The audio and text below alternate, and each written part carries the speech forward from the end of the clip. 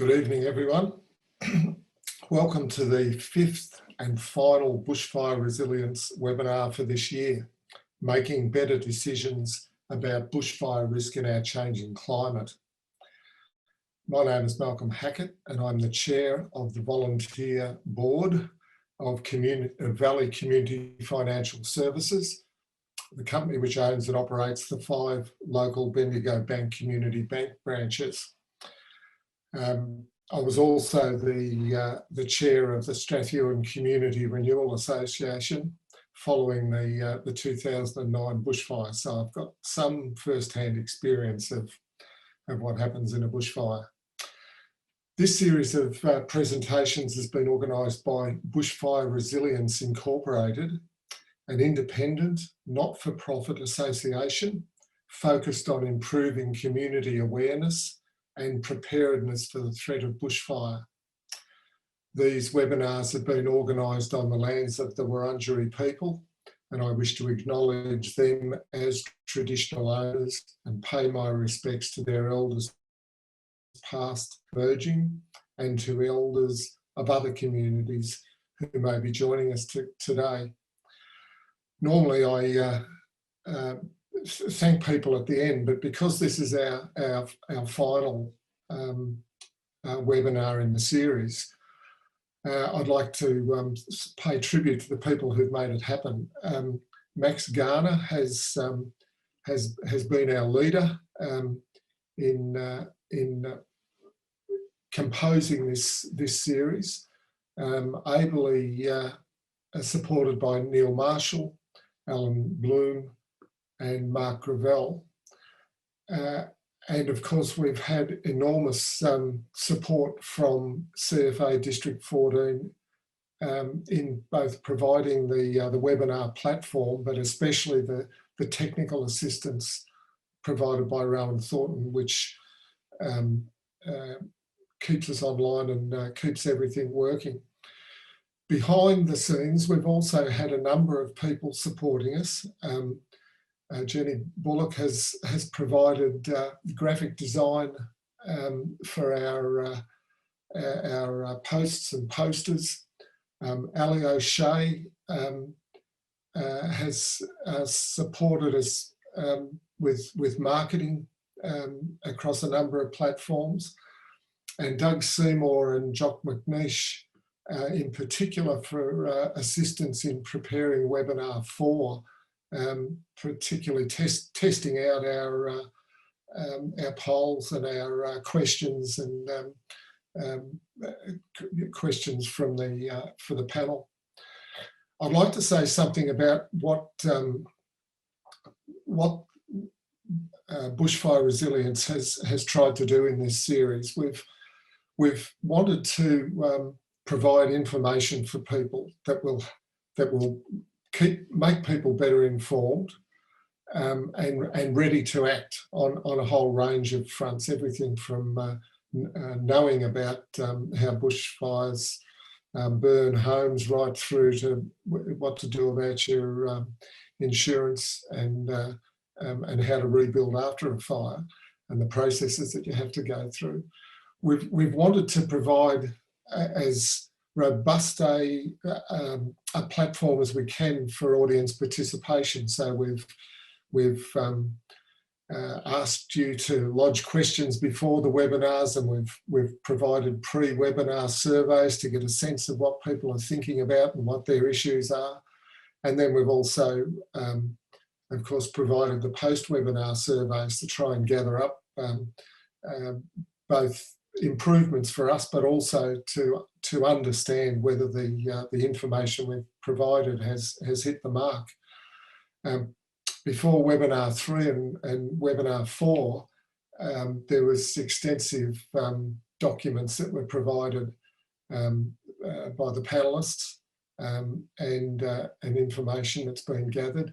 And of course, we've, as we will do tonight, we've provided opportunities for question and answer sessions. And in general, we've been able to meet most of the questions that have been raised with an answer. During the webinars, we've had poll questions, which which help, I think, both the participants and us to understand people's thinking on the information that we're delivering and people's intentions about how they might act afterwards. We've been really fortunate to have some outstanding presenters and panel members, people who I'm sure you would agree, if you've been with us the whole time, or if you watch some of the links that will come online, just how impressive they are, how well they've understand their area, and how well they've delivered both the presentations and the information. We've done a number of different styles of presentation, I guess, through from information style, talking to the audience, right through to the panel and the Q&As. And I can tell you that the data that we've gathered, well over 90%, 94% in fact, of sort of overall approval. Again, 96% of people have said that these are highly relevant, and both the Q&As and the sort of general participation across the webinars have been highly regarded. I'm pleased to say that many people have completed the post-webinar surveys, and they're pretty important to us. We'd like you certainly to complete them again tonight, because we really want to know a few things about our marketing, how you found out about us, how you'd want to be informed about future activities, and most importantly at this point in our last webinar of the series, is whether you think you've got any specific skills that you could contribute to the organisation of future webinars. And I'm thinking particularly about marketing and promotion, website development. We're a bit scratchy on some of those skills, and we could certainly do with support if there are people out there who are interested. We'll soon be mailing everyone who has registered to advise of the availability of the recordings. This will happen very soon. And I'll just make an apology about people who had problems connecting with Webinar 4. We're very fortunate again tonight to have two experienced and noted presenters. Our first presenter is Dr. Kevin Tolhurst AM from University of Melbourne, a renowned fire scientist and researcher in this area. And then we'll have a Q&A, and then we'll hear from Michael Vermeulen from the CFA. So Kevin, over to you. Thanks very much, Malcolm. I'll just share my screen, and thanks very much for inviting me along. And I've got to say, I think the organising committee needs to be commended for actually taking this initiative. There's a lot of interest in bushfires, but the opportunity to learn more about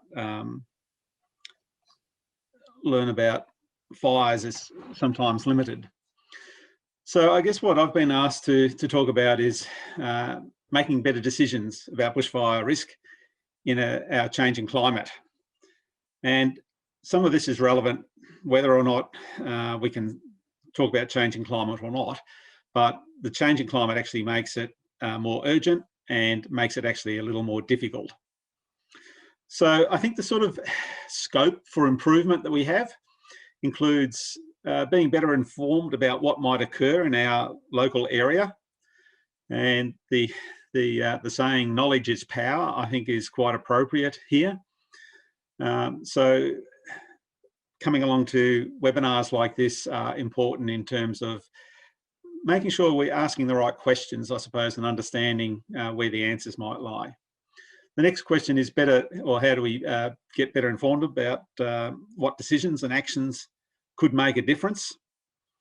So again, the webinar series is useful for that. Better planning for bushfires. So that includes looking ahead, setting some clear objectives and looking at what our options might be and the pros and cons of those options.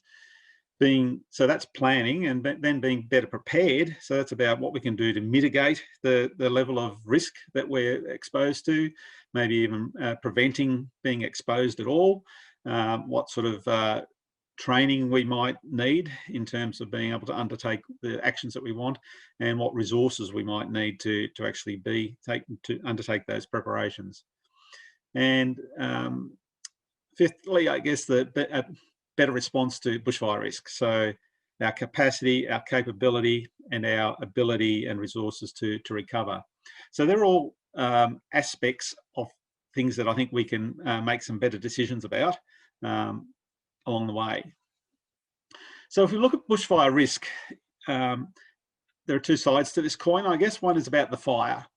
So the probability of ignition occurring. And about 3/4 of ignitions in Victoria are caused by humans, and about 1/4 caused by lightning. So as our population grows, there are more ignitions as we have more people in the landscape doing things like slashing grass, might be burning off, might be having a campfire, might be smoking. All sorts of things lead to ignitions in the landscape associated with human activity. Fuel is important, obviously, because fuel provides one of the stored energy sources, but fires are also good at integrating energy from the weather, as well as the terrain, the environmental moisture, and taking advantage of the atmospheric instability out there. So fires integrate all of those factors, and we need to know what levels of those factors exist in our environment and how that might change day to day, season to season. On the other side of the bushfire risk equation, we've got the hazards that come from bushfires, which include embers, and how embers are responsible for about 80% of house ignitions, in conjunction perhaps with other factors, but embers are really important. The radiation exposure and convection exposure, so heat from the fire itself.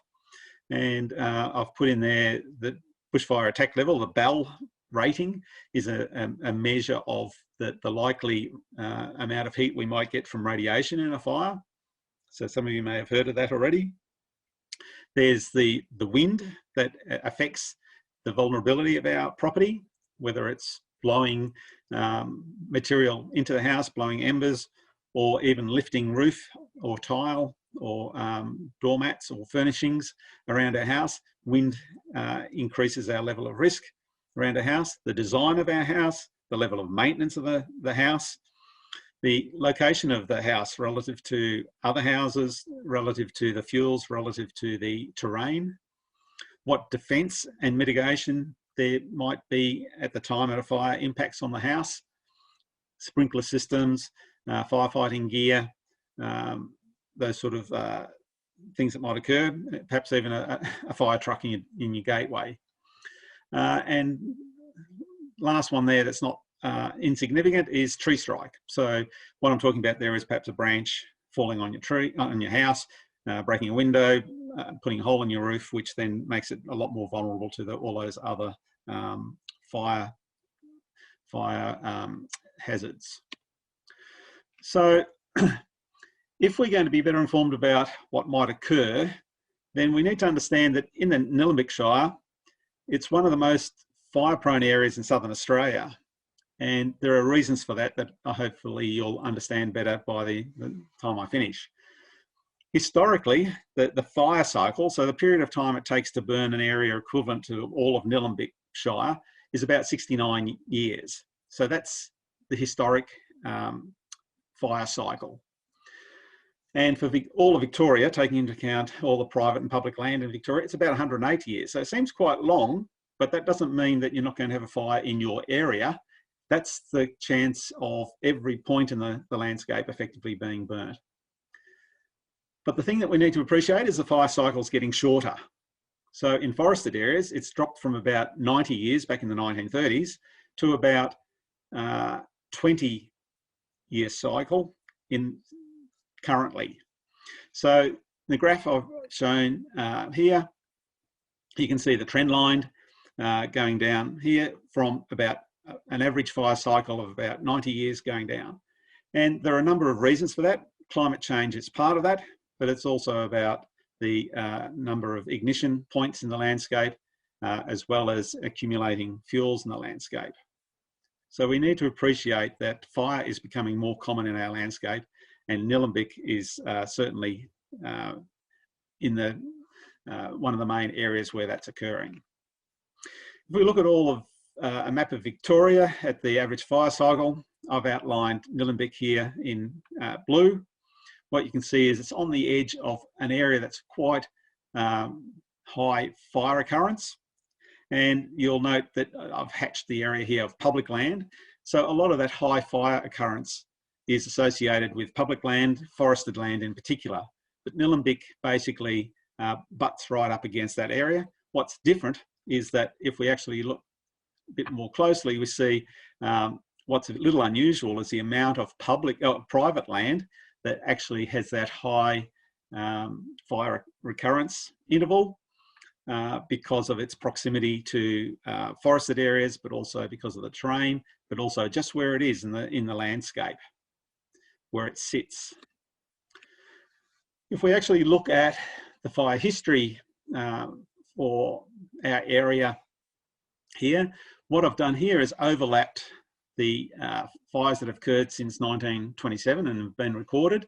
And what you can see here in Nillumbik is that it sort of sits into an area here in central Victoria, which shows that some of these areas have been burnt 3, 4, 5 times in the 90-year period from 1927 to 2020. But Nillumbik sort of is in there with some of these forested areas where fire's been more regular. But you have to appreciate that if you live in Nillumbik, there's a lot of the area has a significant fire history. Out to the west, it's a bit less, but certainly to the north, the east and southern areas, there's been a lot of fire there historically, and there's absolutely no reason why that is going to change or reduce, but in fact it may increase. So the bushfire risk that we're looking at is a combination of the probability of ignition occurring, and as I said, that's actually increasing. The human and lightning caused fires are both increasing. Probability of severe weather associated with droughts, storms or significant events. So severe weather is also been increasing, and we've had some significant sort of storm conditions recently.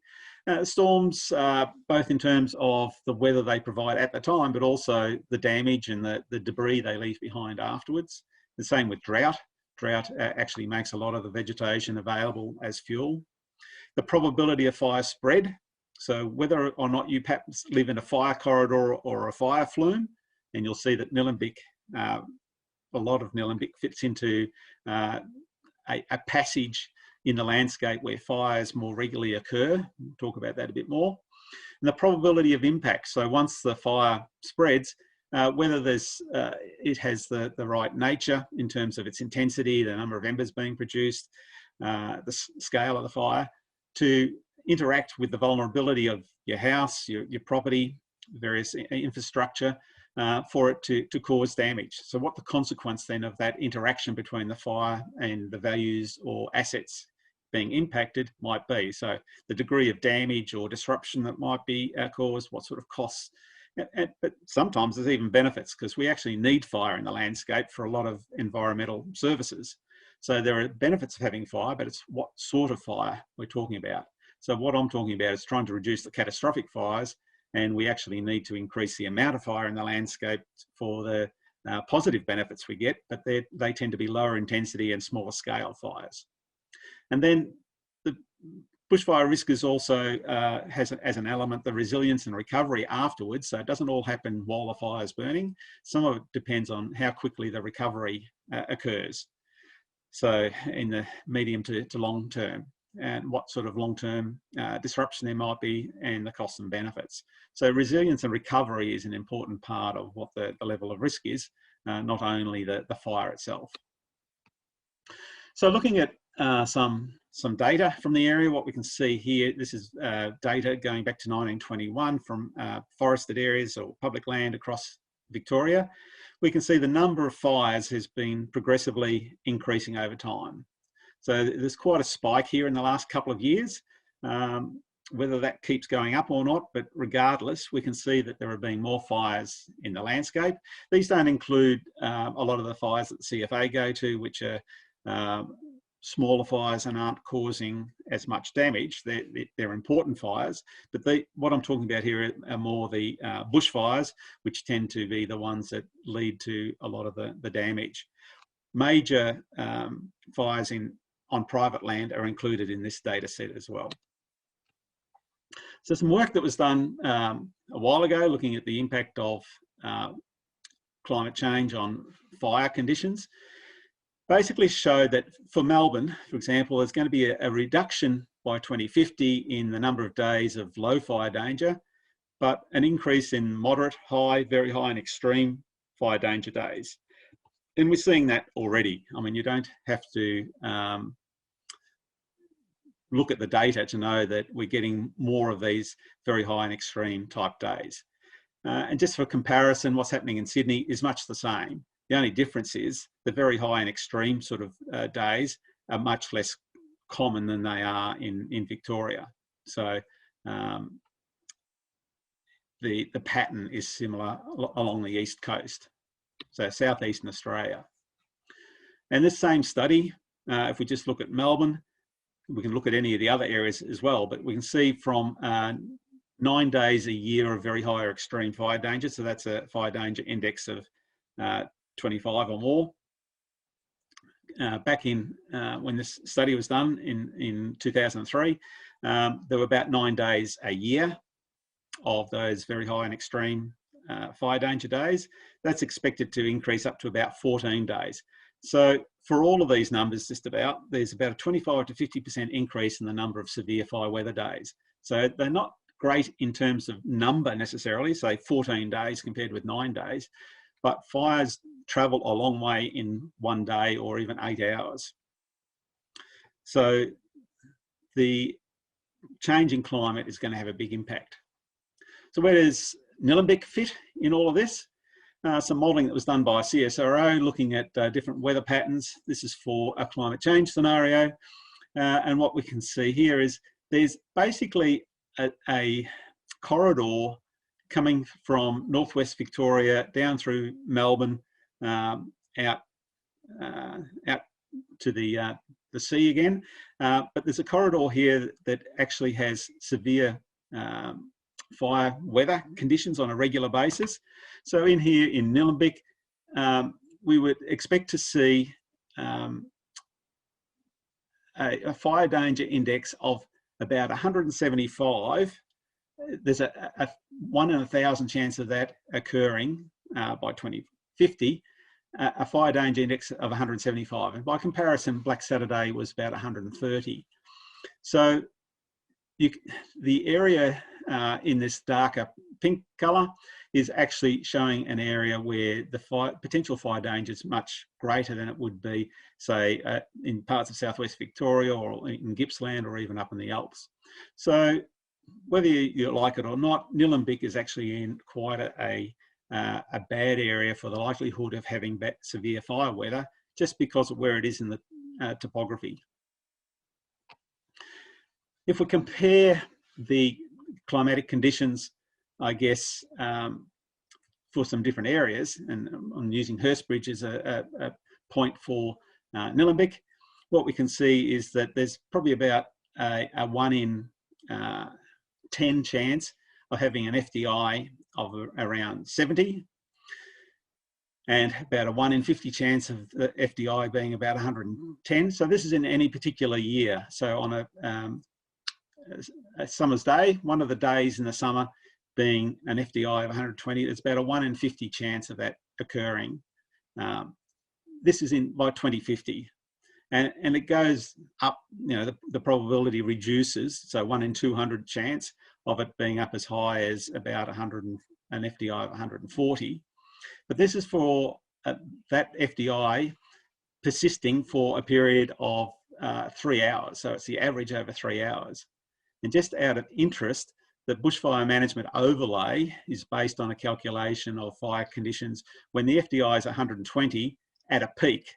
So in reality, that would be equivalent to about 100 here, because 120 at a peak is not the average, whereas these numbers here for this graph are 3 hour averages FDIs.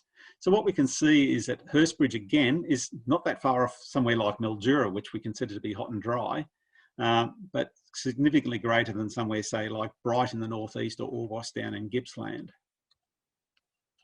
So across the state, we've had mapping done to define areas which are bushfire areas, potential bushfire prone areas, and the hatching across the state here shows that most of Victoria is considered bushfire prone, apart from urban areas like around Melbourne and water bodies like Lake Wellington down here. So there's not many areas miss out of being bushfire prone in Victoria. More particularly, so that's on the basis that fires can potentially get up an intensity between 4,000 and 30,000 kilowatts under the fire danger index of 120. BMO areas, so bushfire management overlay areas, so areas where you have to have special planning permission to build a house, are shown here in yellow. That's where the potential fire intensity can exceed 30,000 kilowatts, and you're likely to have sufficient ember load to set fire to your house. And if we look at Nillumbik down here, it's solidly in a bushfire management overlay area because it has the potential to be, most of the area has the potential to be exposed to these high intensity fires and high ember loads. Another way of looking at what's going on here is that we can look at things like convective strength, so the potential of fires across Victoria to create effectively pyroconvective fire behaviour. That's where we get fire-induced winds and potential for firestorms forming. We see Nillumbik is on the edge of the area between moderate and high up here. Some of it is down in the low for convective potential. So it's an indication of the scale of the fire. Firestorm potential, again, around the boundary, there's a potential for that. We saw that happen in King Lake, and we saw it happen in Kilmore, not Kilmore, in Narvathon and in Marysville. So not so bad that way. Ruggedness, Nillumbik starts to show up as being in some of the high and moderate ruggedness. So where fire potential can be quite high, and where we've got potential for a lot of severe fire behaviour. But with all of that combined, we've got the house loss probability showing up in Nillumbik as being high to extreme over large parts of it. And that's because of the combination of all of those factors. So the embers, the flames, and the fire-induced winds. So purple is the extreme areas, and we see a lot of Nillumbik occurs up in Strathewen, St Andrews area falling into that. And even down here around North Warrandyte, we see patches of these extreme areas mixed in with the high. Nillumbik has some real issues. So when we look at the potential for fires, this is a whole lot of simulation where uniform fires are being lit across the landscape. So it's a bit unrealistic from that point of view, but it gives you an idea of how flammable the landscape is. We can see some patterns here where there are runs of fire through the landscape. So areas here where the simulations, perhaps a couple of hundred of the simulations have overlapped. So these are the fire corridors. And these fire corridors are partly because of the terrain and the fuel, but also part of the weather patterns. So there's a secondary pattern here that's affected by the wind changes we get that often result in a lot of the damage and life loss. So with Nillumbik, again, what we can see is because they're in the green wedges or green corridor areas, there's not likely to be a lot of change to that bushfire level because of the openness and the ability for bushfires to burn through there. And that's why a lot of the bushfire management overlay area covers the Nillumbik area.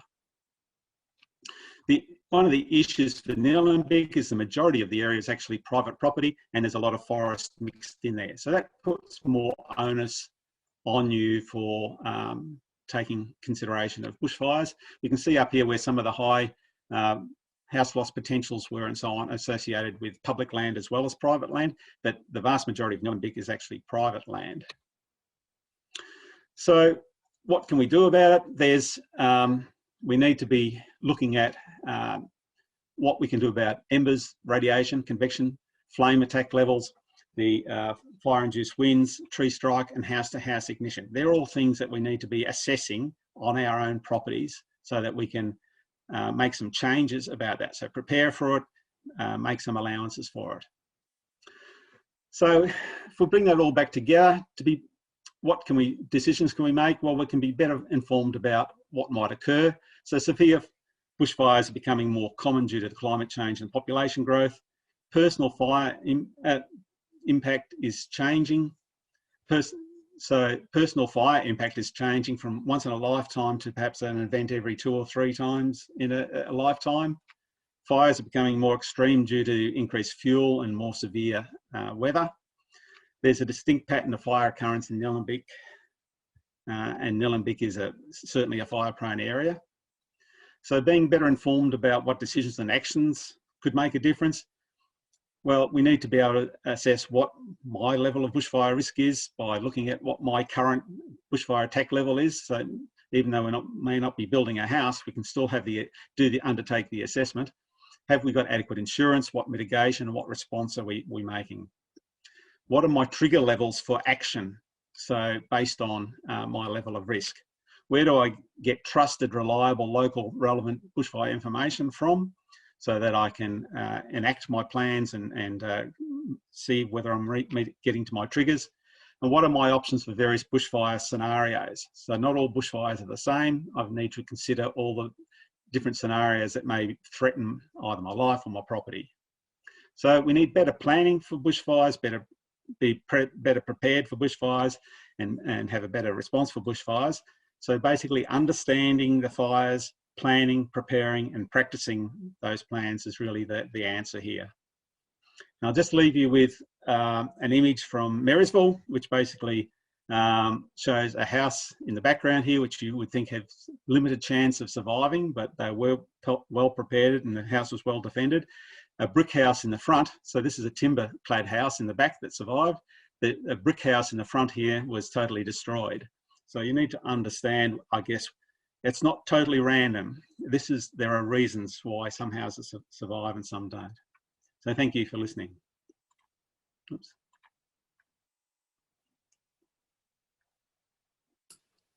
Thanks, Kevin. Certainly that mirrors some of my experiences in Strathfield of houses that survive and ones that don't. We've got some questions that have come up. We'll have to be, where is it there? Some questions from our audience, but we'll have to guard our time carefully. People constantly focus on fuel reduction burns as a panacea in social media. Would many more houses be saved if the focus could be switched to ember-proofing houses? I don't consider this an either-or question. It's actually both.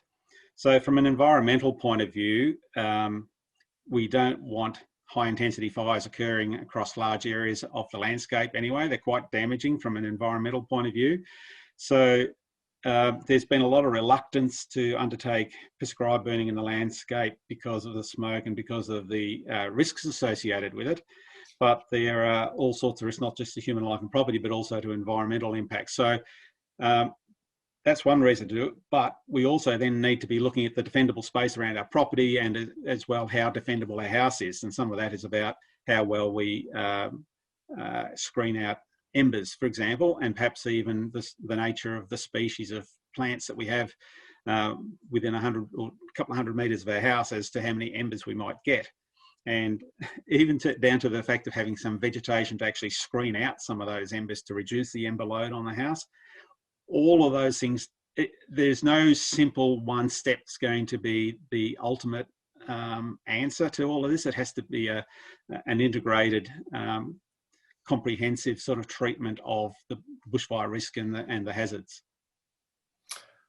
Thanks, Kevin. This question, I think, fits nicely with that one. The person says, I've seen some comments about how many houses with the surrounding European garden fared better during a bushfire. Could you explain why that's the case and steps that we can do to improve the passive bushfire measures around our house? How effective are these measures within 50 metres of the house? Yeah, so I guess the characteristics of many of the introduced plants are that they will have hard bark, for example, so you're not going to get many embers being produced from the bark burning on the trees. So whether that's a conifer or a deciduous tree, they tend to have hard bark which doesn't burn readily.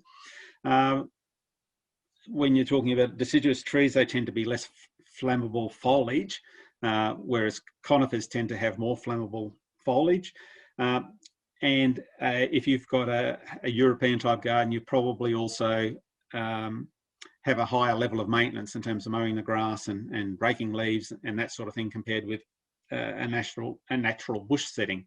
Having said all of that, a well-managed natural bush setting can also significantly reduce a lot of those hazards. So that the flame exposure, the ember loads that you might get, and also just protection from the wind. So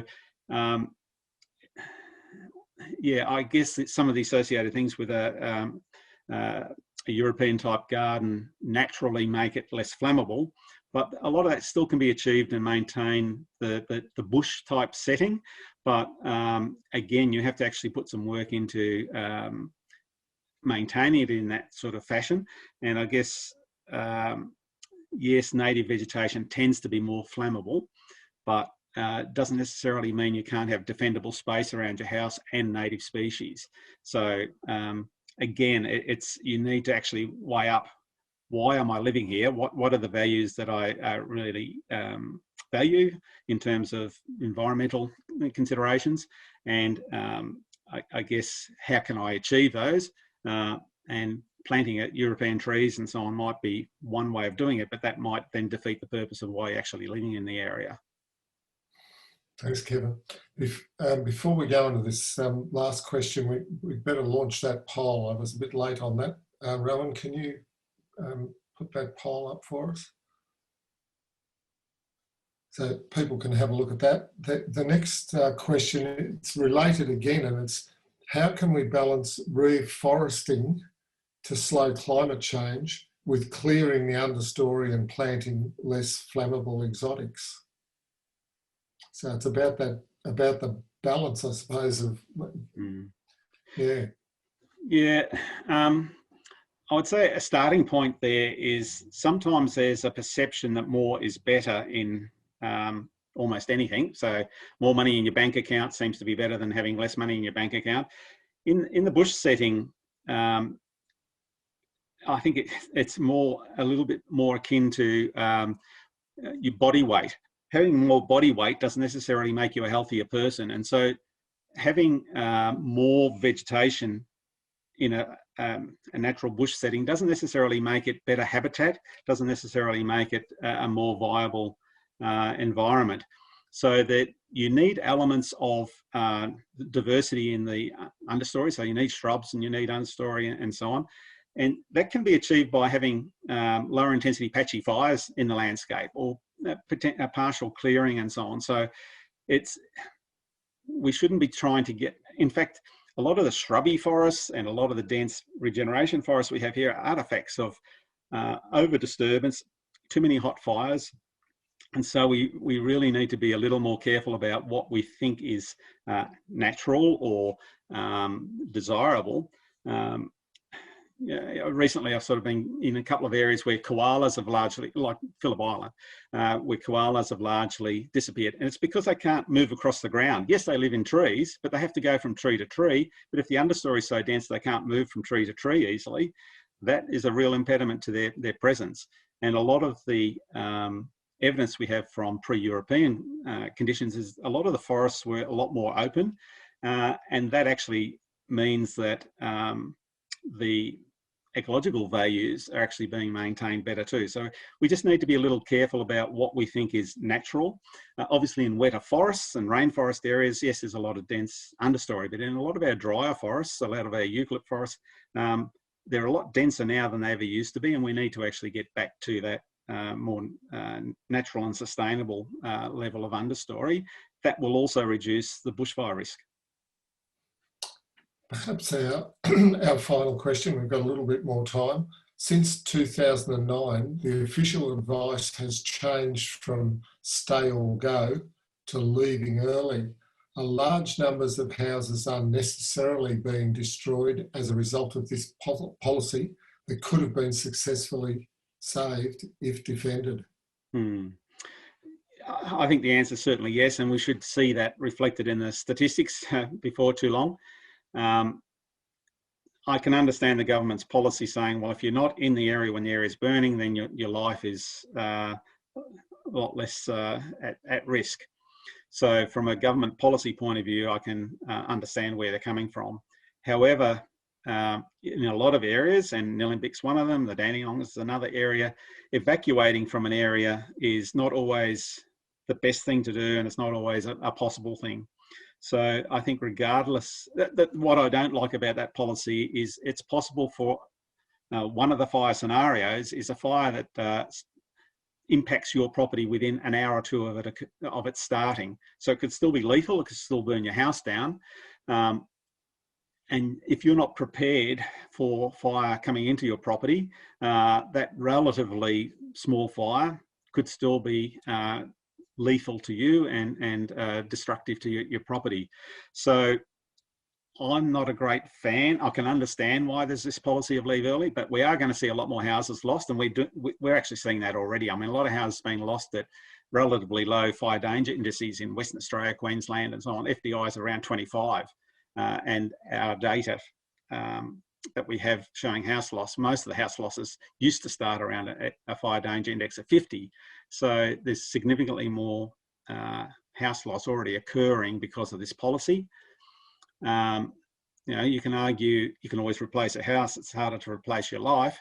I guess if people are well informed, well prepared, and well practiced, have the capacity and capability to defend their place, and understand what their trigger levels are. So when they choose to stand and defend, and when they choose to leave early, that needs to be an informed decision, not one just done on bravado. It needs to be actually an intelligent, informed decision. And I guess what the government is saying, we can't be sure that people have taken the time to make their own evaluation and understood the information adequately for them to be able to make that decision in a reliable and a consistent way. So better to have people out of there. So you can fully understand where they're coming from, but I think there's an argument for others to take more responsibility for their own welfare and their own property.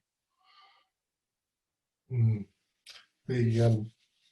guess it depends an awful lot on the kind of fire.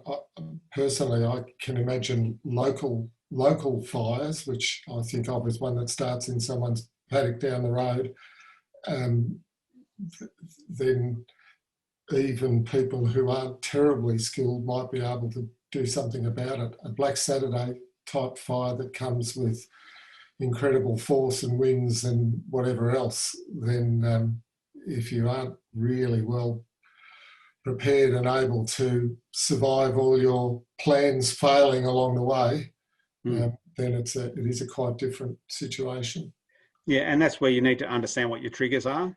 So in the first couple of hours of that fire, there were a lot of people that defended their houses near Kilmore, and so the fire wasn't that scary. So you have a couple of hours, but you've only got a couple of hours to make that decision. And if you're not well prepared and you don't realise that your triggers are well past, then you're going to get potentially caught out. So that's where I say the bravado comes into it, saying, yes, I'm going to defend my house. You think, well, yeah, but where are your trigger points? What are your thresholds that you're not prepared to go beyond, where you say, this is beyond any capability that I have of defending the property, so I'm going to leave, as distinct from another occasion where if you're well prepared, you can be confident in both being safe and defending your property. So it has to be a well-informed decision. Yeah. We'll have to leave it there. Let's have a look at the poll results. What's your assessment of that?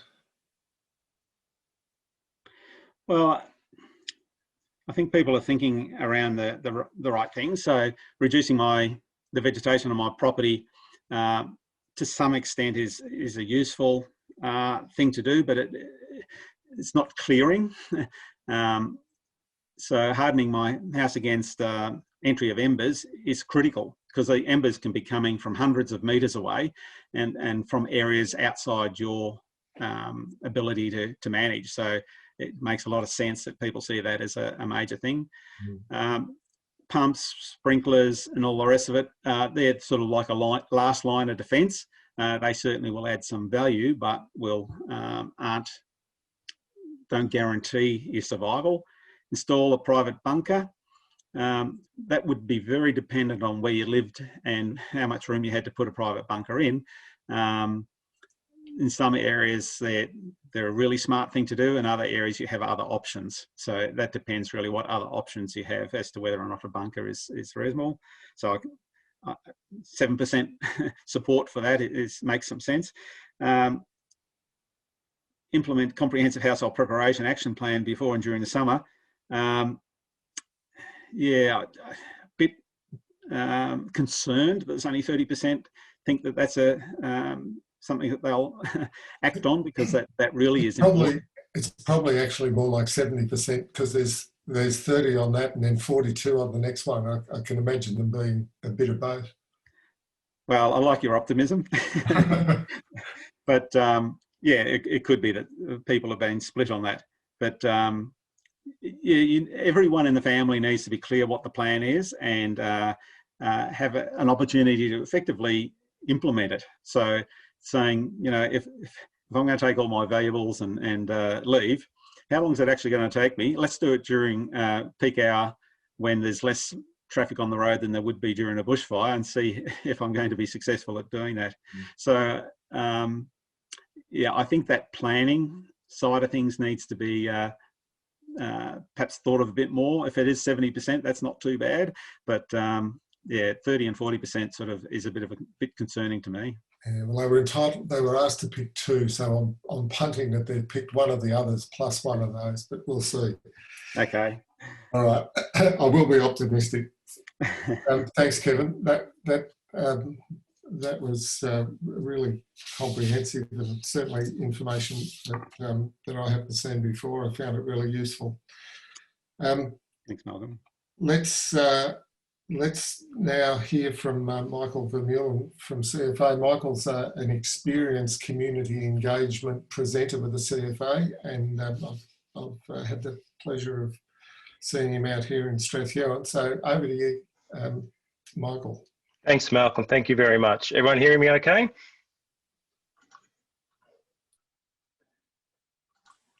I'd say yes. Yes, I'll take that as a yes. Okay, bushfire resilience. I'm going to start off repeating Malcolm's words, just with an acknowledgement to country, acknowledging the traditional owners of the land on which we are meeting. I pay my respects to their elders past and present, and the Aboriginal elders of other communities who may be here today. Okay, so some things we're going to cover tonight. Understanding our risks, okay? What are the options available to us? What can we expect from a fire? Gathering information to assist in making decisions, extremely important, and around planning and decision making. Okay, understanding our risks. If you live in an area that may be impacted by a bushfire, you're probably hearing a lot, you need to have a plan, or you should be writing a plan at this point of the year. And if you've got a plan, you should be prepared to be using it, okay? And you're probably thinking to yourself, I know I have a risk, I just don't know where to start. And tonight we're just going to cover some of the basics to get you started and certainly head you into the right direction where you can take some follow on, okay? When it comes to understanding risks, I tend to break up risks into two different areas. We'll have environmental risks and then we have personal risks. And I'll start off just talking about environmental risks. So really understanding the environmental risk is having a bit of an idea about how bushfire is going to act within where you live, okay? And you can start to think about things like how we have different types of fuel loads. We have light fuel loads, such as your grasslands and your paddocks, and we have the heavy fuel loads, which are the forests and the bushlands and things like that. The light fuel loads, because of that grassland has access to more oxygen and such, you'll find that it burns faster, and as a result, the actual fire front moves much quicker. You know, sometimes 25 kilometers plus, even with pulses of wind behind it, can sometimes reach up to 60 kilometers an hour. And it does generate some heat and it does generate a lot of smoke, which makes driving in those sort of circumstances extremely dangerous. If you get across to your heavier fuel loads and your bushlands and such, much thicker tree trunks, lots of scrub, generating a lot more heat as a result. And you'll find that it is that creation of embers that occurs when bushland's burning. Doesn't quite move as fast, but certainly you're still getting that great amount of heat coming out of those bushlands. If you look down here, we talk about wind. The wind has a huge influence on bushfires and the direction it goes, okay? The wind's pushing the fire in a certain direction. And just in this circumstance down there that you can see on the slide, one thing we need to consider, as we look at that, we can see on the left-hand side, generally, a northern wind is coming down, pushing the fire to the south. Sometimes later on in the afternoon, you can actually get a swing of the wind direction, moving from a north to a southwesterly direction, which means if you were living in a little area here, thinking that you're safe because the fire front has passed you, actually what's happening is the fire front can start moving in your direction without you know it. So understanding wind direction and how it can change is something you really need to think about. The other thing is wind can be impacted by the topography and the terrain. It has a habit of making its way through gullies and gorges and such, even against directions of the headwind. Wind, as you're aware, when it gets compressed, it gets stronger and it gets harder. So you'll find it push its way through these little gullies and such, okay? So the thing to understand is don't always anticipate a fire is going to come from a certain direction. It's always going to come from a north because those north and northwesterly winds are always the hottest and the strongest, okay? It actually could come from any direction and you need to be prepared for that. Temperature and weather, okay? In most circumstances, you can think about what happens is generally overnight, you'll find that you have a high humidity or moisture level, and then you've got a low temperature. And then as the day starts to progress, what you'll find is that humidity is dropping, that temperature is starting to increase, they cross over, and then you get to a point in the day where the humidity is at its lowest and the temperature's at its highest. And you've got this risk window of the hottest and the driest part of the day, generally around 2 to 4 o'clock in the afternoon, where the potential of fire starting is very high. The thing to consider though is that when we start getting into summer and we start getting runs of these long hot days, you'll find that during the day it's high temperatures, but overnight it's only dipping, maybe down to your high 20s and such. So the humidity is still staying low and the temperature is still staying somewhat high, and that will go into the evening, into the AMs, and well into the morning over the next day. So what happens is you're having this perception that the risk window is sort of between 2 and 4, and actually that risk window is starting to push into 24 hours a day. So the idea is that preparation of understanding that don't always think as the afternoon's going to be the time when a fire starts. It could happen any time. And the last thing just to think about is around the topography. Has huge impacts on fire speed. We know that fire traveling up hills travels much faster than it does going downhill. So if you're living on top of hills and such, a fire down at the bottom is going to come to you a lot quicker than what you expect. So when you're putting all this together, the idea is just to crush all those perceptions of it's always going to happen during the day. It's always going to happen in the afternoon. The fire's always going to come from the north. And if it goes past me, I'm safe because I haven't considered the wind direction. So the idea is when you're coming towards the summer, your capacity to appreciate the risk of that is happening throughout the summer, not at certain points of the day, not on the Mondays or the Saturdays or things like that, but 7 days a week. Okay, Now that we have a basic understanding of what influences bushfires, the way it works when we're coming to think about our plans and what's the environmental risk to us is we actually sit there and we open up our front doors and we step outside and we have a look at our own property and we have a look and see where the house is positioned, what's surrounding the house, what vegetation's here, how large are the bushfires, and we think about if the fire was coming through here, how's it going to act? There's your immediate risk. And then you start to push that out. As you're driving around your area, you might be thinking about what will happen here, what would happen there. I might be in a position where tree may fall, and don't always consider the trees are going to fall as a result of a fire. Certainly boughs can drop and trees can drop from the high winds that may be coming preceding that fire. Other things you might want to think about is what the terrain's like. Is it hilly? Do you get surrounded by grasslands? If a fire's coming through a grassland, it's going to come through a lot faster. Then it's going to hit some very high forested bush areas.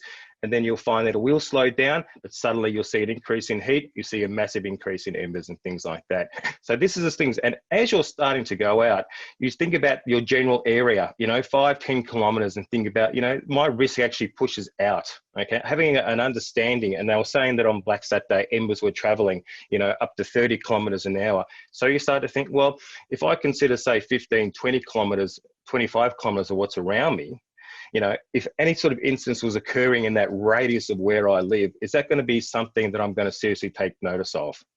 Okay, am I going to start thinking, okay, a fire in that close to me at 20 to 25 kilometers could actually start impacting me via an ember attack in where I live? So it's going to make you stand up and take notice of fires happening in that radius and greater coming towards you.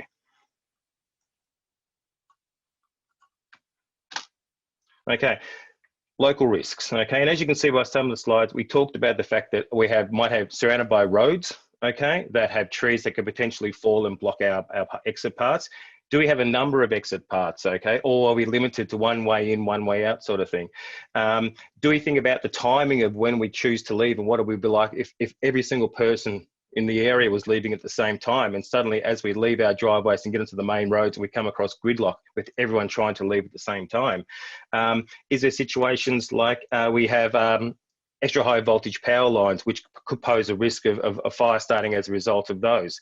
So you're broadening what you see as your area, and you're starting to take all this information now that what you know and bring it together and think, okay, I am grasping what the risk is to me and to the area in what I live. Okay, now the other thing, that's your environmental risks. Now we think about the personal risks, okay? And that's about, how prepared are you mentally and physically, okay? So when you're thinking about your plan, it's about what is your capacity to be able to do the things you want to do. And there may be some other, factors that are going to be built into that. Do you have family? What are the ages of the children that are there, or elderly parents and things like that? Do you have pets? What are the things that are important to you that you might want to consider? And all of these little things start coming together, and you factor those into your plan. So the idea is you're distinguishing the things that are important to you, okay, the things you're capable of, the things you're mentally able to do, and that starts to become your plan. And the other thing to consider is you might be one of those people who don't work close to your area. So your Monday to Friday might be a completely different circumstance to your Saturdays and Sundays. So suddenly you've got yourself two different situations, and this Monday to Friday might need a slightly altered plan to the things happening on Saturday to Sunday. The other things about, for those of you who actually do have plans, generally in about the 12 months between the last fire season finishing and the new fire season starting in the following year, your life circumstances may have changed, maybe a small amount, maybe a large amount, okay? And what you need to do is bring out those plans prior to the fire season, start to go through them, think about things like, am I physically able to do things I used to do?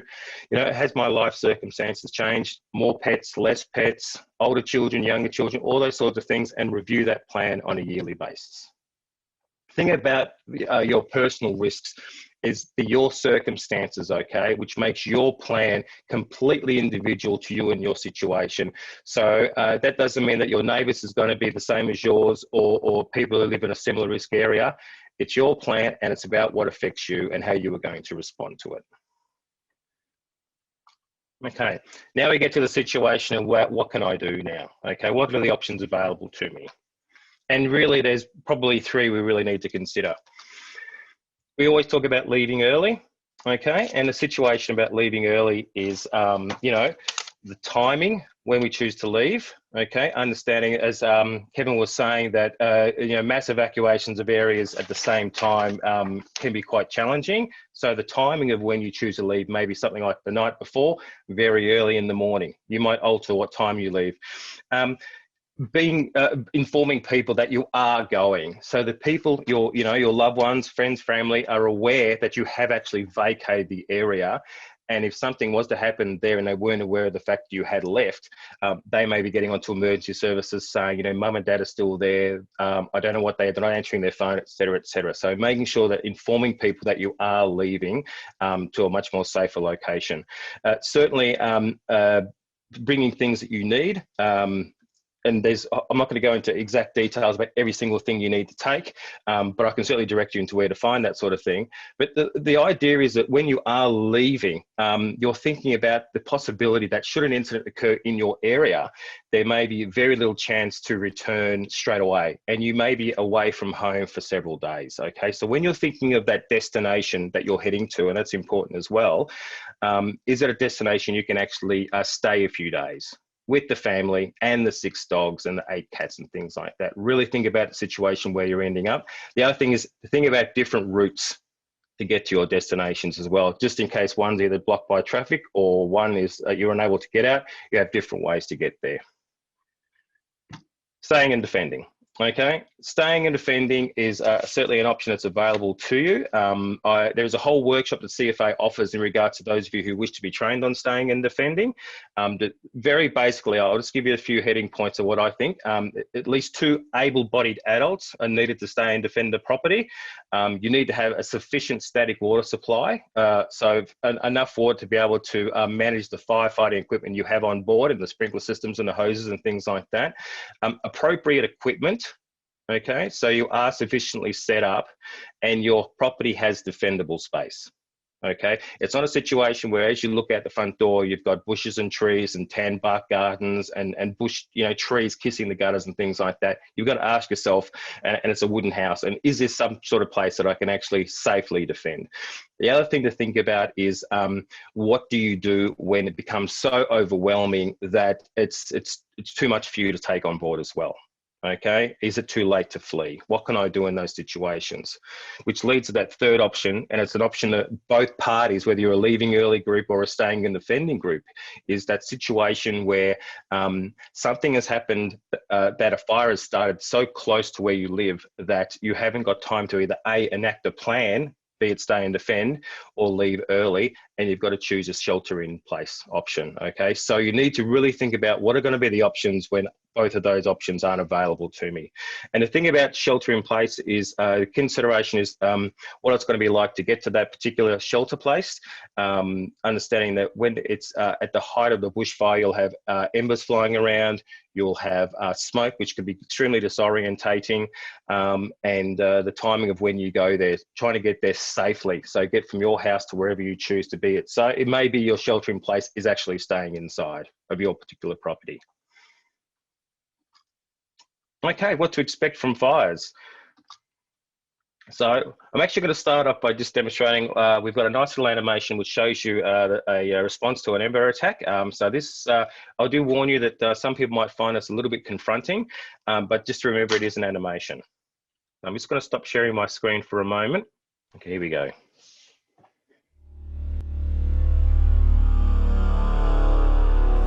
During a bushfire, embers will reach your home long before the flames do.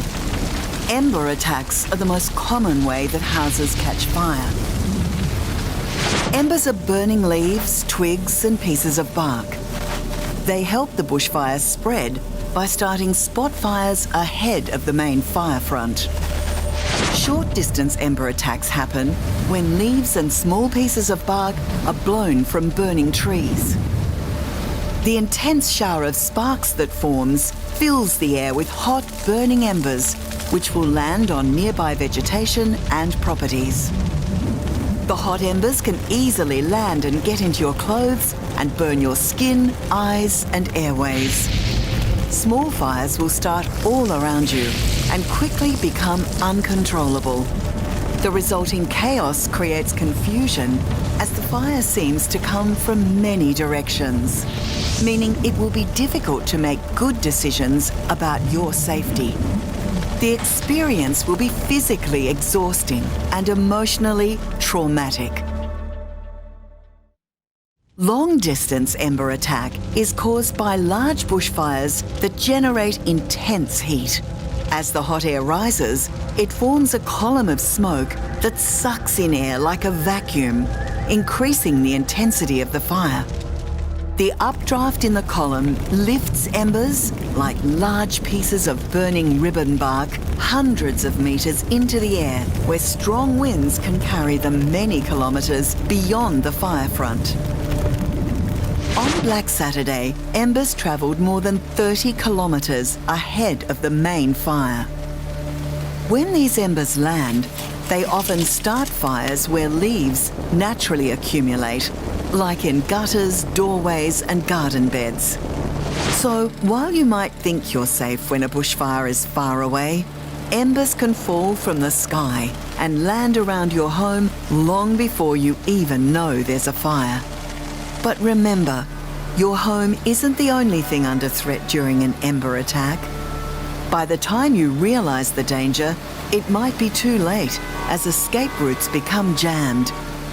Embers can also start fires on roads and block them completely, making late evacuation dangerous or impossible. That's why leaving early, before a fire starts, is always your safest option. Thank you.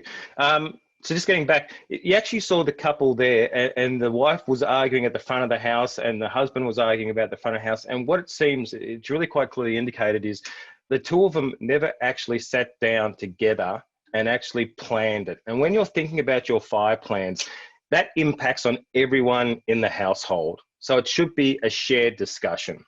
Okay, it should be a discussion. It's done as a family or whoever else lives in the household, so that everyone is aware of what's going on in those situations. And if you're in a circumstance where sometimes you're leaving teenage children at home, things like that, you've got to make sure they're really aware of what they're going to do under those sort of circumstances. Okay, should something happen that you can't get back to the house, such as, and they are left alone. So remember, fire plans is not something that you live in your head or you keep to yourself. It's actually a plan that, and Kevin certainly talked about it before, around it's a family discussion and family decisions are made. And everyone has to understand if they've got a role to play and such. Again, biggest cause of property loss, Kevin was saying 80% of houses burn from ember attack. The other 20 would probably be a result of radiant heat and direct flame contact, where the, fires actually has started and will make the house burn by itself. Okay, now we're getting to the next stage, okay? And this is, again, another risk that we have to seriously consider, and that is the risk to our own physical bodies as a result of radiant heat, okay? The biggest killer in the fires. So I'm just going to, again, we're gonna see another little short animation and just give you an idea of radiant heat. The thing to note about this animation is, again, may be quite confronting for people. It can be quite graphic in certain points, but remember, it is an animation.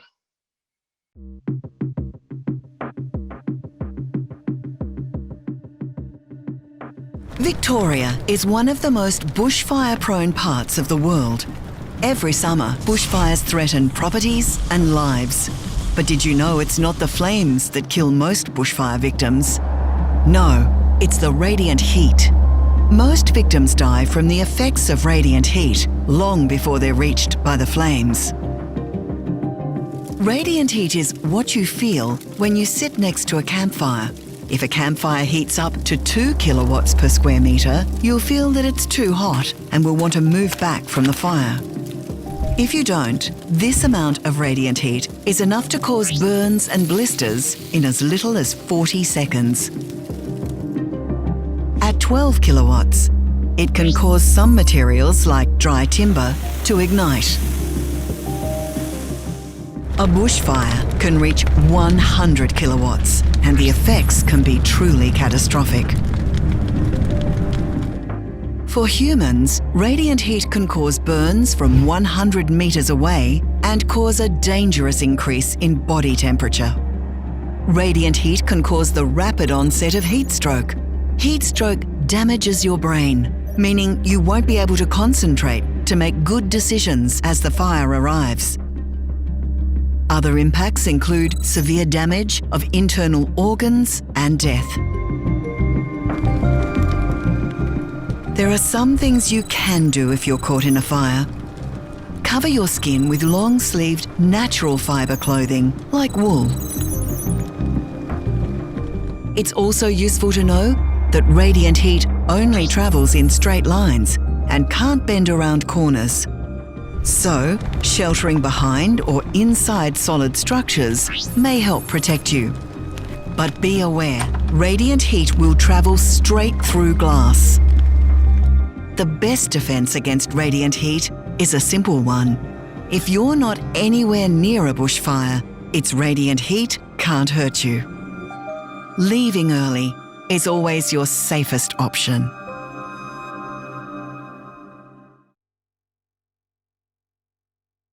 So I think one of the things I take from certainly watching that particular clip is the fact that the radiant heat has got such an impact that's even greater than just the blistering of the skin.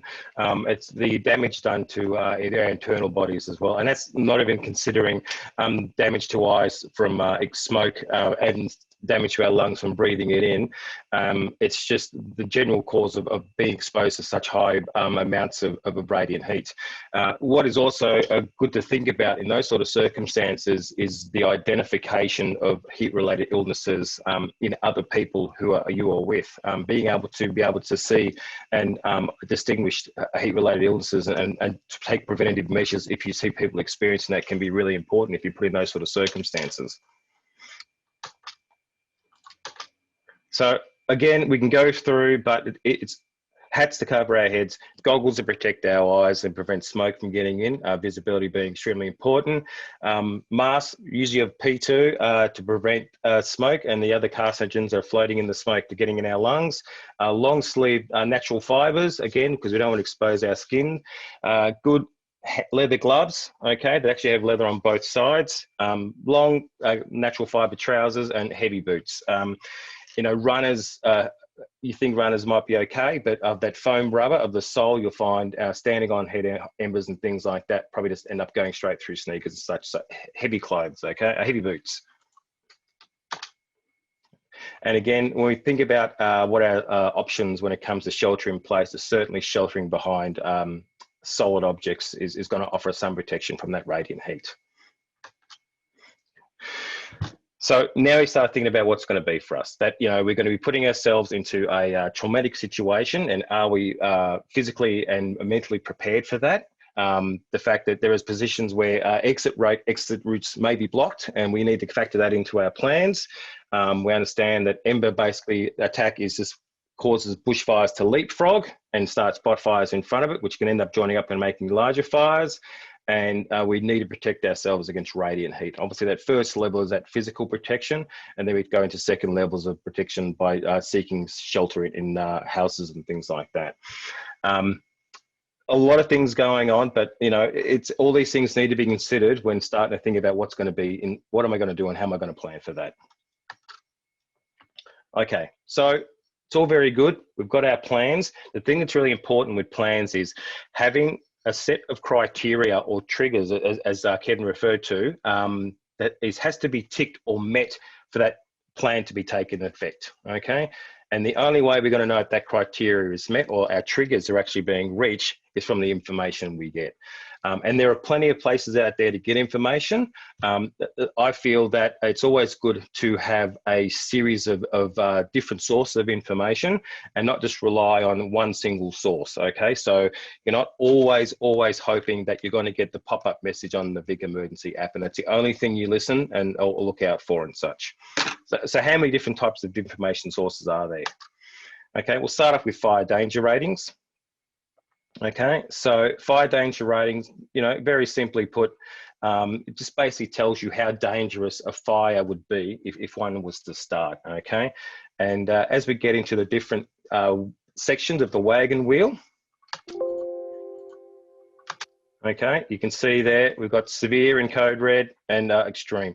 Now, code red would be considered the worst conditions for bush and grass fires. There are not very many homes that are constructed or designed to withstand fires in those conditions.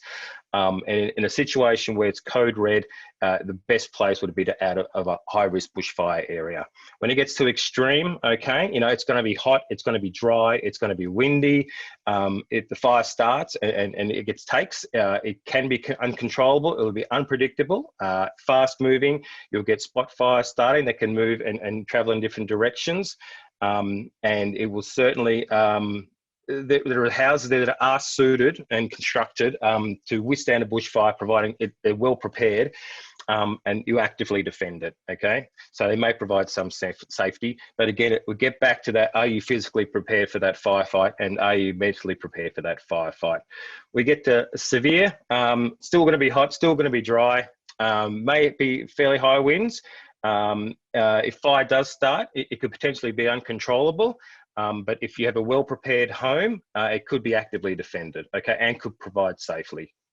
So, is again making sure that you're mentally and physically prepared for that sort of a situation.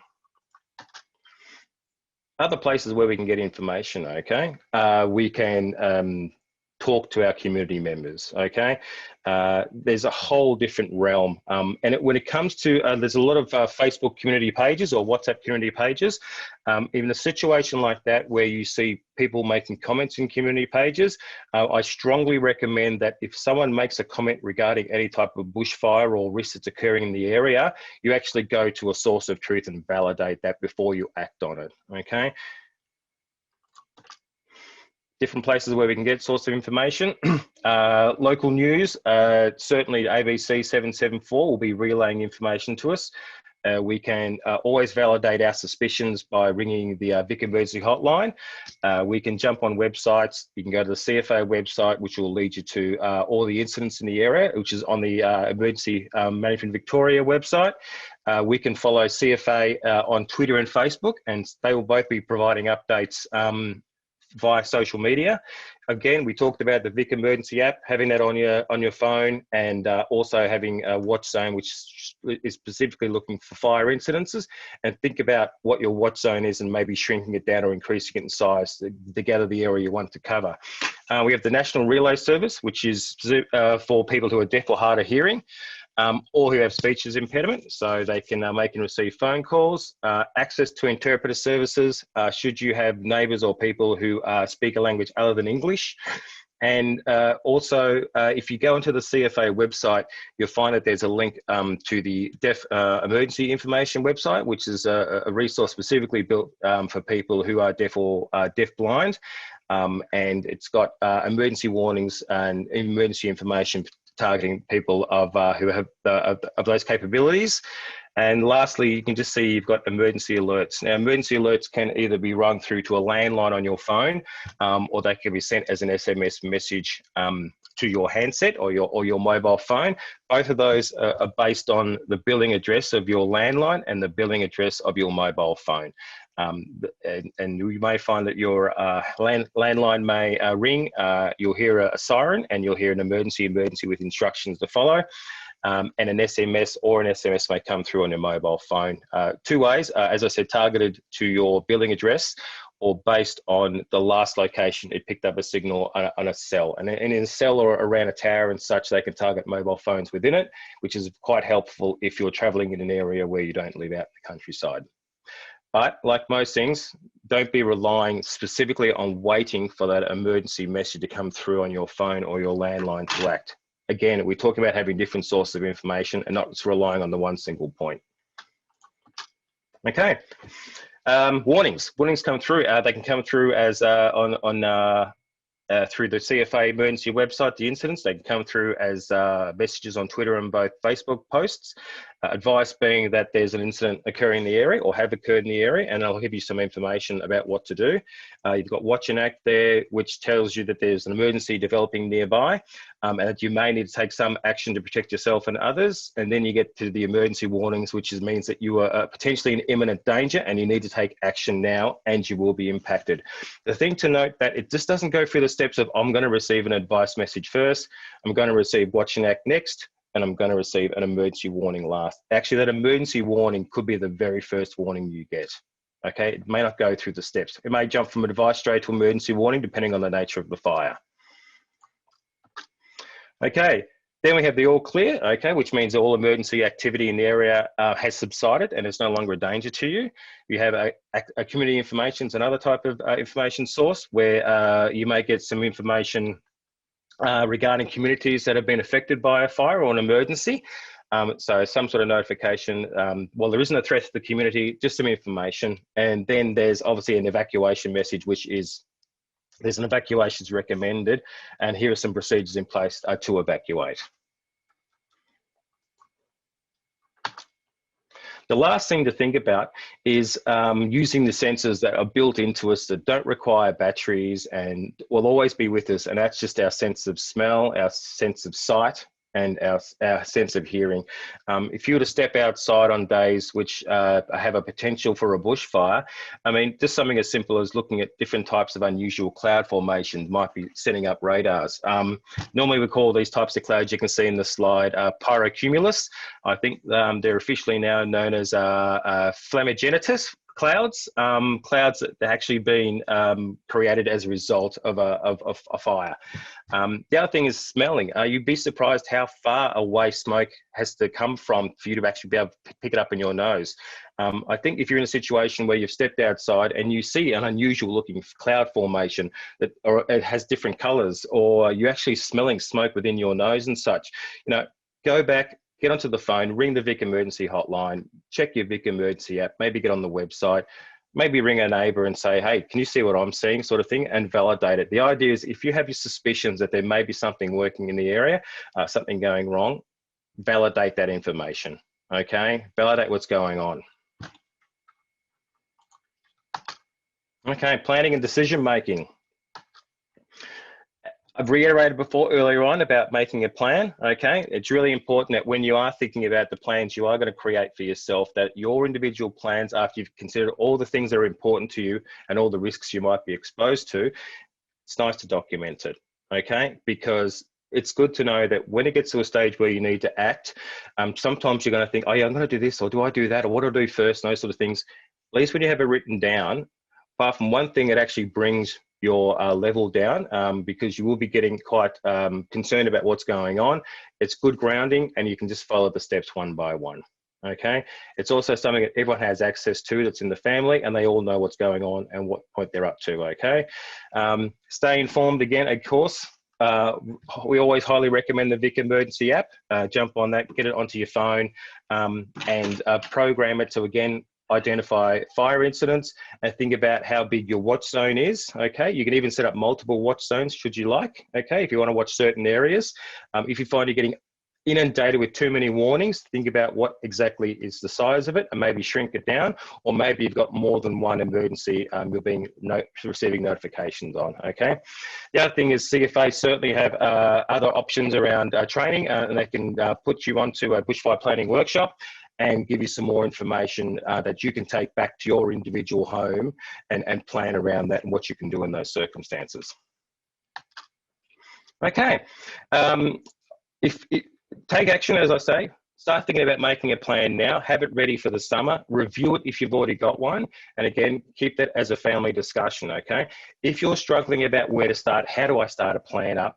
If you direct yourself down to the CFA website, you'll find there's a listing for publications and you can choose things like a Guide to Survival, which has got some good reading, property preparation, if there's things around your home that you want to do that's going to help reduce your risk. But certainly, and there are other documents there, have templates at the back, which actually start you on the right track to making a plan. So you're not starting from scratch, not knowing where to start. It actually has the steps which you follow, fields you can fill in and make it really easy for you.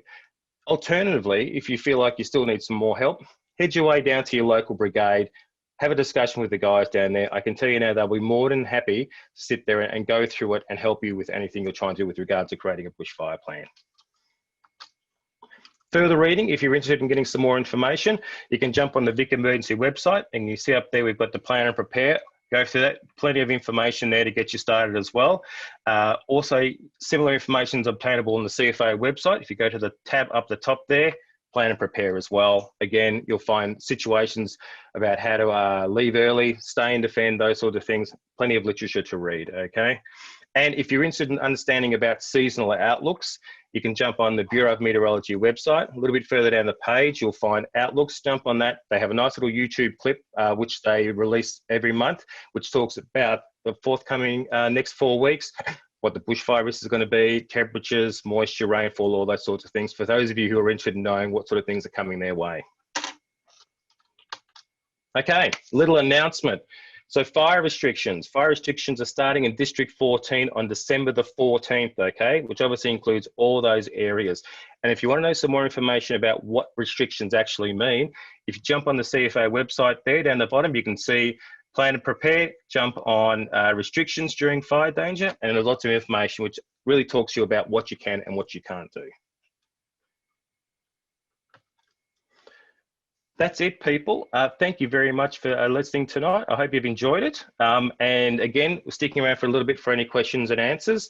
And we'll certainly make email addresses contactable if you want to have some more information outside of this particular discussion. Thank you, Malcolm. Thanks. Sorry, thanks, Michael. A couple of things I was thinking about when I was listening to you there. One of them is I've firmly come to believe since Black Saturday that you can have a plan.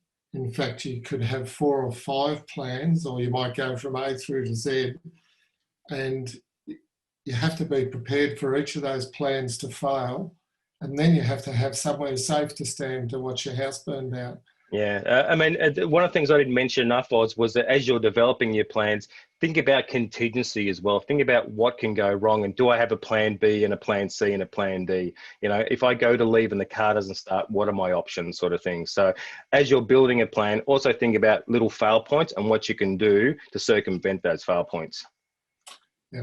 It does seem to me that if something can go wrong, it will, because everything is certainly under stress. Yep. The other thing to add is if you have a plan that has a series of tasks in it, actually go through and do 2 things. Practice the task so you know exactly what you're doing under each of those situations, but also have an understanding of how much time is consumed with each of those tasks, okay? Because it'll give you a real good feel about how long it takes to enact your plan. As time's ticking away as you're doing all these tasks, a fire is potentially getting closer. Yep. There's lots of things we could talk about there, but we better go to some of the questions from our audience. It seems that a relatively small proportion of the population try to be better informed about what might occur. Is there a role for authorities to address this problem in a way that reaches people who currently avoid or have missed being informed, or are pre-contemplative? And it's funny you should say that. One of the things I haven't actually talked about, which is actually another 4 risks that face us, and that's the first is the risk of complacency, and that's that whole attitude of, oh look, you know, I did it last year, but I just can't be bothered about this year. Nothing ever happened. Nothing happened in the last 5 years, so I'm not going to worry about it.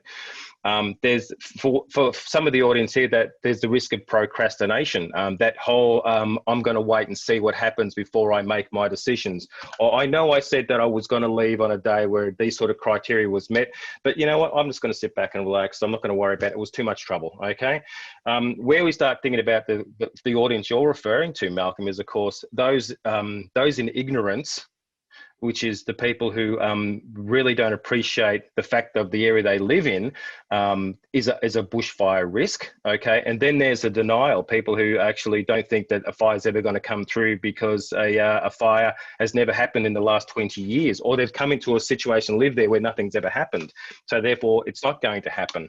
And, you know, for us, we spend a lot of time and effort trying to get through to these people. And we may do things like knock on their doors or do letter drops or make circumstances like this become available, promote it on Facebook pages and community pages, put up posters in milk bars and other places where people may frequent. And we certainly try to make it as accessible and as easy as possible. And in fact, even a situation like today where you do not even have to leave your home to come and listen to a conversation about it.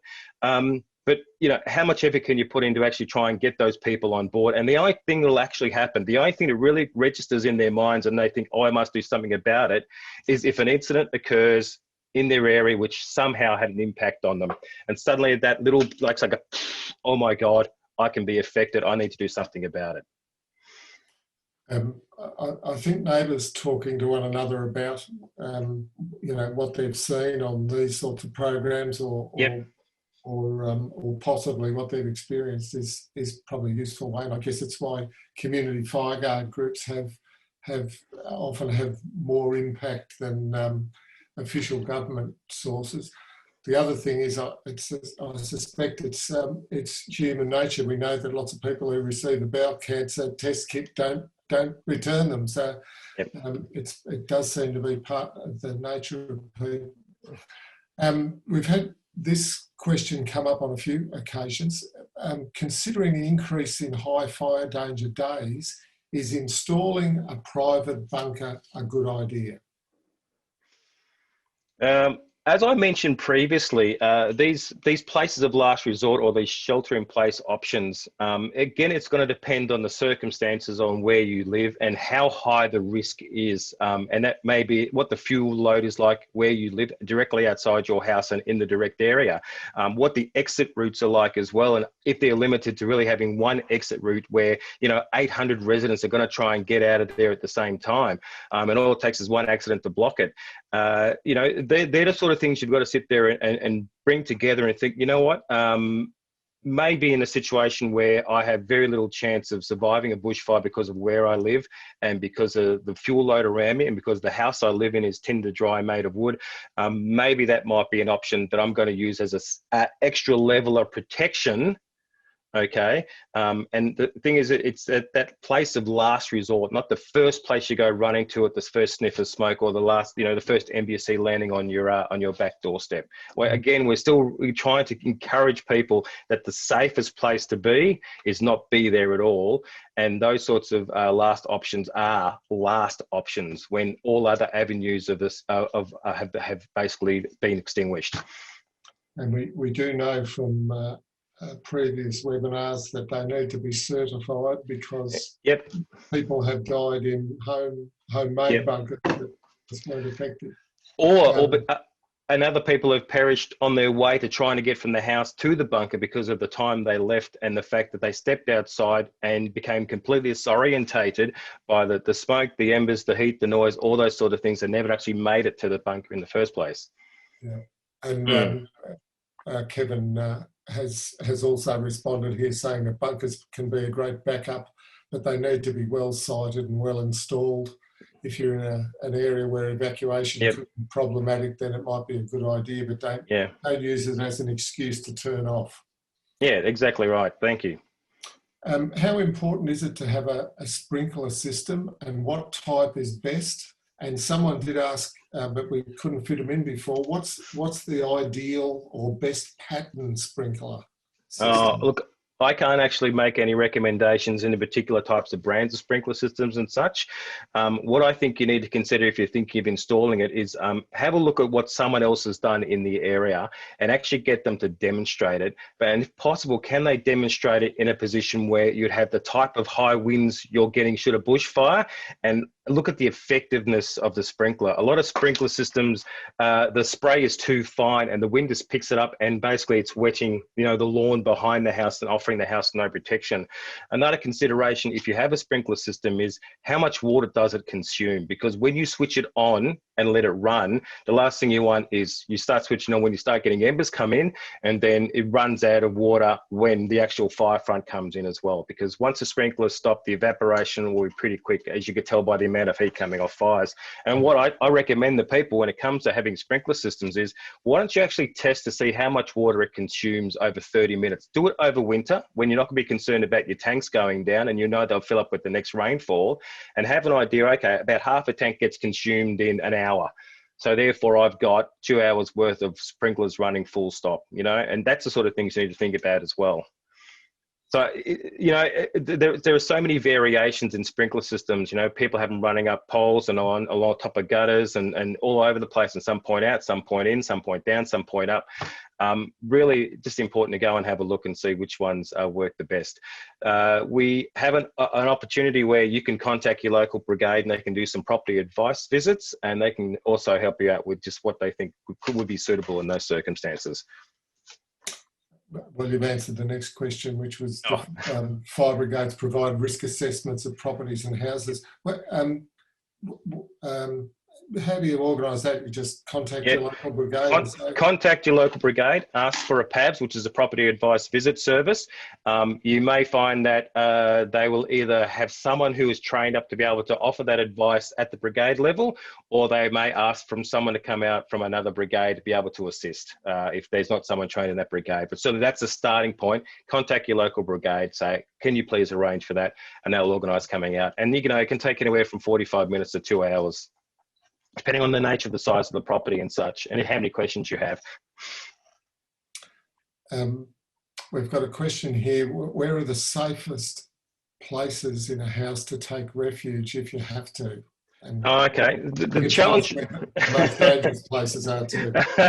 All I can say in those situations is you basically stay in the room that's closest to the direction the fire's coming, and as that room is compromised, you seal it off and you move to the next room, okay? And then as that room is compromised, you move to the next room, but you got to be make sure that as you're moving back towards away from the fire, you're not ending up somewhere like the toilet where the only way to escape is basically go out a little wind out window that opens up that much, or flushing yourself out of it. So there may be a situation where you may have to exit the house sideways, and if you are in those circumstances, again, you're going to be exposed to that radiant heat. So make sure you're in your full PPE, and you may have to go around to the front of the house away from the direction of the fire to at least try and give yourself some form of barrier and protection away from the radiant heat. We know from the coroner's reports that many people were actually found in who perished were found in bathrooms, and I don't know whether that has something to do with mixing up what you do in tornadoes or something about going to the smallest rooms. I think, yeah, because you think the smallest room is going to be the strongest, I suppose. But the thing is to always make sure whatever direction you're moving, that you're heading towards an exit. And it may be halfway during the house, it may be very early on, but at least if you are going to have to exit because of very little space to escape afterwards, again, go around to look at some sort of protection. I can tell you from experience, it's pretty horrifying being in the house when you can hear the flames above you in the ceiling as well, which is where it's likely to go. And this is why we're continually saying, do you really want to be put in those circumstances? Okay, which is why we are pushing for the leave early as much as we can. We know that people's lives are saved if they're not in there altogether. How do we decide what our trigger point should be? Oh, that's going to be very much based on your risk factors as well. It may be certain situations like you are certainly always going to have a leave if it's a code red or maybe an extreme day. When it gets to severe, you may have to think about what the risk is in your area and what you're capable of doing. It may be something as simple as total fire ban days. It may be anything over 35 degrees, whatever. There's a whole gamut of different types of triggers you can use. Okay, and having not seen personal circumstances, it's going to be different to people, what their triggers can be. It could be a mix of those. It could be just one thing. Anything on severe, extreme or code red, those days, I'm out of there. As simple or as hard as you want to make it. So it depends on what information you have access to. And again, as I say, what the risk is in your area and how extreme it may be if a bushfire comes through. Thanks, Michael. It looks like we've exhausted our questions, and I think we're running pretty well spot on time. So we'll perhaps close there. Can I thank you and Kevin both for really informative presentations, and I'm sure stimulating again for people to be thinking about their own situation and what they have to do between now and the height of the bushfire season. I remind people that this series was sponsored by the community banks, the 5 local community banks in our area, and ask you that if you're looking for your banking and insurance needs, or you want to update your insurance, having seen these webinars, please give one of those local branches in Hurstbridge, Diamond Creek, Eltham, Doreen or Kinglake an opportunity to quote. We're not asking you to take a bad deal. The Bendigo products are excellent and really competitive, and of course you'll get excellent personal service. Our mobile bankers will come to your office or your home if that's more convenient for you. So please give them a chance to quote. Thank you all for joining us. Thank you to our presenters across the entire series, and to Bushfire Resilience Incorporated for running these webinars. And I'm assuming that we'll be back again sometime next year with some more, because we've been given lots of positive feedback and lots of good ideas for topics. Thank you all. Good night.